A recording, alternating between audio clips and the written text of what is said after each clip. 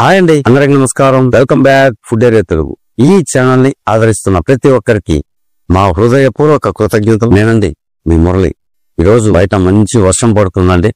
వేడిగా మిరపకాయ బజ్జీ వేసుకొని తినాలనిపించింది. వీడియోలోకి వెళ్లే ముందు మీ చేతులు కనుక ఖాళీగా ఉంటే ఒక చిన్న లైక్ చేయండి. ఇక ఆలస్యం చేయకుండా వీడియోలోకి అయితే వెళ్ళిపోదాం.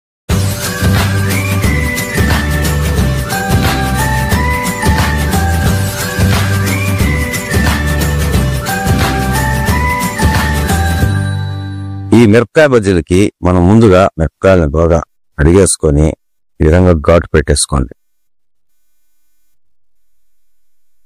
జాగ్రత్తగా లోపల గింజలు మనం తీసుకోవాలన్నమాట. ఎంత వరకు మనకు వీలవుతుందో అంతవరకు ఇందులోని గింజల్ని మనం ఈ విధంగా తీసేసుకోవాలన్నమాట. ఈ విధంగా ఘాటు పెట్టేసుకొని ఇలా ఓపెన్ చేసుకొని ఎంతవరకు మనకు వీలవుతుందో అంతవరకు అలానే ఎట్టంటే తీసేస్తే మనకి మిరపకాయ చీలిపోతుందండి. చూడండి విధంగా ఇది రెడీ చేసుకున్నాం అనుకోండి, తొందరగా మన పని పూర్తి. ఇదే విధంగా అన్ని మనం రెడీ చేసుకున్నాం. చూడండి ఈ విధంగా ఉండాలి లోపల. చూడండి అన్ని మిరపకాయలకి ఈ విధంగా మనం విత్తనాలు మొత్తం తీసేసుకోవాలన్నట్టు తీసేసుకొని పెట్టేసుకున్నామండి. ఇప్పుడు ఇందులోకి లోపలికి స్టఫింగ్ రెడీ చేసుకున్నామండి. మరో బౌల్ తీసుకొని చిన్న ఉల్లిపాయ తరుగు ఇందులోకి వేస్తున్నానండి. మీరు ఎన్ని మిరపకాయలు తీసుకుంటారో అంతకు తగ్గట్టు ఉల్లిపాయ తరుగు తీసుకొని ఇప్పుడు ఇందులోకి చింతపండు గుజ్జు వేసుకుందాం. 1, 2, 3 స్పూన్లు చింతపండు గుజ్జు వేసుకున్నానండి. దీంతో పాటే ఒక 15 గ్రాములు బెల్లం వేస్తున్నానండి. ఒక 1/2 స్పూను కారం వేస్తున్నాను. 1/2 స్పూన్ ధనియా పొడి వేస్తున్నాను. రుచికి సరిపడా ఉప్పు వేస్తున్నాను. కొద్దిగా ఇంగువ వేస్తున్నానండి. ఇవన్నీ మనం ఇప్పుడు బాగా కలిపేసుకోవాలి. ఈ స్టఫింగ్ కూడా చేసుకున్నామంటే మనకి అన్ని అయిపోయినట్టేనండి. ఈ విధంగా బాగా కలిపేసుకోవాలన్నట్టు. ఈ విధంగా కలిపేసుకుని ఇప్పుడు దీన్ని మనం మిర్చిలోకి చేసుకున్నాం. చాలా బాగుంటుందండి బజ్జీలు. దీని సైడ్ డిష్ పుదీనా చట్నీ పెట్టుకొని తింటుంటే మొక్కలం చేస్తుందండి. అంత బాగుంటుంది. బయటికి రాకుండా లోపలికి ఈ విధంగా చేసుకొని మనకి స్టఫింగ్ బయటికి రాకూడదు అన్నట్టు. చూడండి ఈ విధంగా మరోది పెట్టి చూపిస్తాను. చూడండి నేను చేసి చూపిస్తున్నా. ఇదే విధంగానే మనం ఆనియన్ స్టఫింగ్ ఈ విధంగా లోపల అన్నిటికీ ఈ విధంగా చేసుకొని పక్కన పెట్టేసుకొని బజ్జీలు వేసేసుకోవడమే.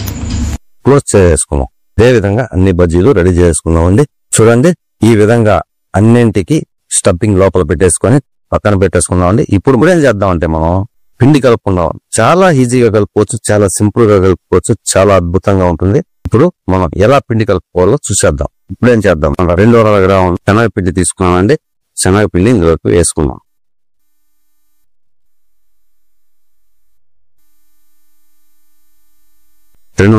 శనగపిండికి ఒక 25 గ్రాములు బియ్యం పిండి వేస్తున్నాం. రుచికి సరిపడా ఉప్పు వేస్తున్నాను. కొద్దిగా కారం వేస్తున్నాను. అంటే మనం ఆల్రెడీ పచ్చిమిరపకాయలు కారం ఉంటుంది, అందులోనూ స్టఫింగ్ లోను కారం వేస్తున్నాం. కొద్దిగా కారం వేస్తున్నాను.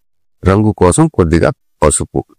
1/2 స్పూను వాము ఈ విధంగా బాగా నలిపి ఇందులోకి వేసుకుంటున్నాను. ఈ వాము వేసుకోవడం వల్ల మనకి తొందరగా అరుగుదల అవుద్ది, గ్యాస్ ట్రబుల్ రాదన్నట్టు. ఇప్పుడు ఇవన్నీ కలిసే విధంగా విసుకు కానీ చేత్తో కానీ బాగా కలిపేసుకోండి. కలిపేసుకున్న తర్వాత ఇప్పుడు ఏం చేద్దామంటే 1 టేబుల్ స్పూన్ నూనె పోసుకుందాం.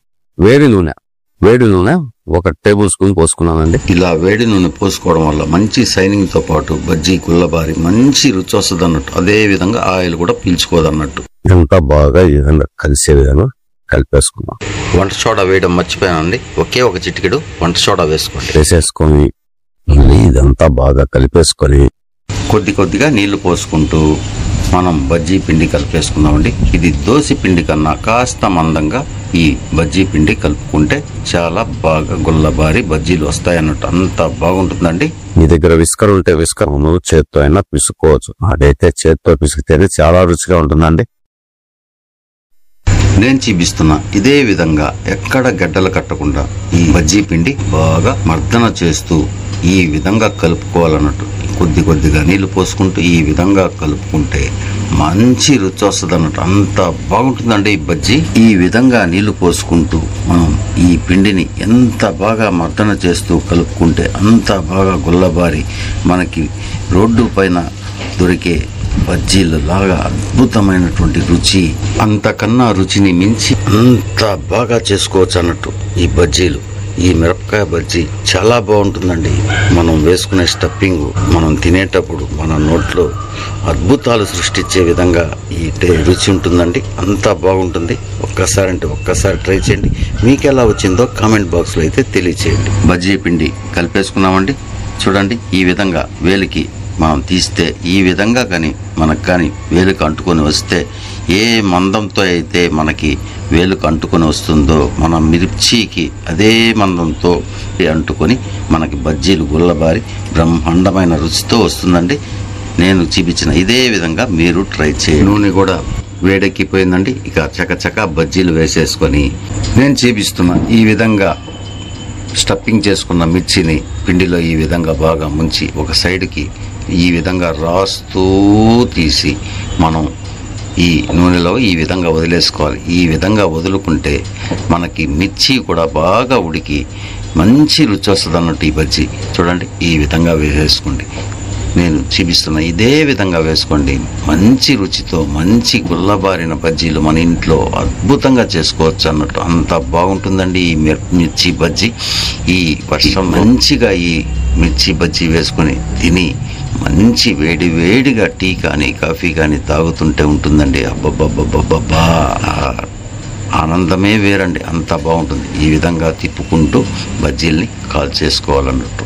చూడండి, ఈ విధంగా మనకి వేసుకున్న బజ్జీలు రంగు మారి కాస్త ఈ బుడగలు తగ్గిన తర్వాత ఈ విధంగా కాల్ చేసుకొని తీసేసుకుని సర్వింగ్ చేసుకొని అద్భుతంగా తినేవచ్చు అన్నట్టు. అంత బాగుంటుందండి. చూడండి, ఇప్పటికి మనకి ఈ బజ్జీలు రంగు మారి ఎంత కలర్ఫుల్గా ఈ బజ్జీలు మన నోట్లో లాలాజలాన్ని ఊరిస్తున్నాయి కదా. అంత బాగుంటాయండి ఈ బజ్జీలు. ఒక్కసారి ట్రై చేయండి. ఈ విధంగా కాలిన తర్వాత పక్కకి తీసేసుకొని అన్నిటినీ తీసేసుకొని మరో రౌండ్ బజ్జీలు వేసేసుకొని ఇదే విధంగా మరో రౌండ్ బజ్జీలు వేసేసి కాల్ చేసుకొని తీసేసుకొని సర్వ్ చేసుకొని ఆనందంగా సంతోషంగా తినేద్దామండి.